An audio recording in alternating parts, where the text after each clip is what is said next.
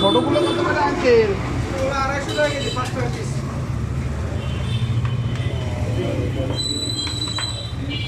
10 টাকা, ওই যে 15 টাকা হচ্ছে।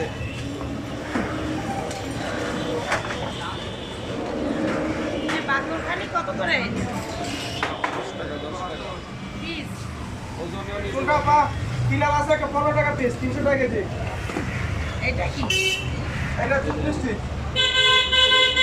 এটা কত করে? কোনটা? আর এই যে এটা এটা 300 টাকা কেজি, 15 টাকা পিস। আমাকে এটা দেন তো 5 পিস। এটা 10 টাকা পিস।